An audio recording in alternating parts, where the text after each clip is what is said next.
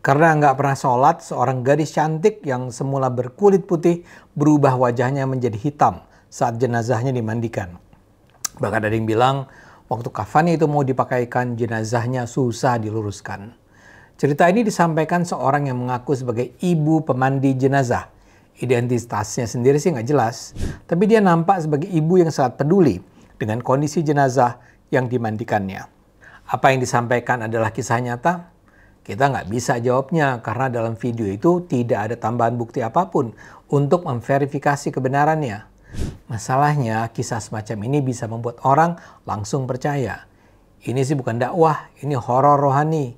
Dan coba pikir, kalau umat Islam yang nggak sholat aja katanya bisa hitam begini, apalagi umat Kristen, umat Hindu, umat Buddha yang memang nggak diwajibkan sholat. Apakah mereka juga otomatis masuk kategori wajah jenazah hitam? Bisa dibilang ini adalah narasi yang bukan hanya ngawur tapi juga membodohi warga. Bahkan tokoh Islam yang dikenal berpikiran terbuka, Nurholis Majid dulu alias Cak Nur, pernah juga dikait-kaitkan. Saat dia wafat ada rumor beredar bahwa tubuhnya menghitam karena dia dianggap liberal dan tidak taat syariat. Lagi-lagi sih nggak ada bukti, tidak ada dokumentasi, tidak ada saksi jelas, tapi cerita tetap menyebar. Ini bukan dakwah. Ini adalah cara menyebarkan kebencian dengan membungkusnya dalam kisah hikmah. Dan ini yang juga sering muncul di sinetron Azab. Sinetron-sinetron yang dulu tayang tiap malam itu hobi banget bikin cerita orang berdosa yang meninggal dengan cara tragis. Ada yang masuk ke molen semen, ada yang jenazah dilempar petir, ada juga yang ditelan ular karena jadi rentenir. Ini hiburan yang membungkus moralitas dengan ketakutan. Tapi sayangnya banyak yang menelannya mentah-mentah. Padahal agama kan seharusnya tidak dibangun di atas rasa takut. Agama itu seharusnya dibangun atas dasar cinta, akal sehat, tanggung jawab.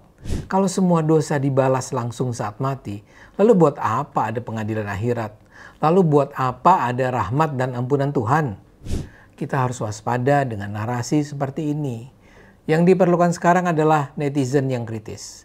Zaman sekarang yang dibutuhkan bukan cuma butuh iman, tapi juga nalar. Kalau semua orang percaya cerita seperti ini, maka dakwah Islam akan makin jauh dari akhlak dan logika. Kita harus berhenti menormalisasi cerita-cerita horor spiritual seperti ini. Nggak sholat bisa jadi memang dosa. Tapi dosa bukan berarti kita harus ngarang-ngarang cerita kematian yang menyeramkan. Dan ingat, cerita-cerita seperti ini tidak bisa menggantikan dakwah yang santun, edukatif, berlandaskan ilmu. Agama bukan konten horor, apalagi jadi bahan menarik viewers buat akun-akun dakwah gelap. Jangan mudah percaya dengan kisah jenazah yang menghitam, kafan yang susah dipasang, atau bau busuk yang misterius. Kritis itu bukan berarti kurang iman. Justru karena kita beriman, kita harus selalu menggunakan akal sehat yang diciptakan Tuhan buat manusia. Jadi lain kali, kalau Anda dengar cerita semacam ini, langsunglah bertanya, ini dakwah atau cuma sinetron yang nggak tayang di TV?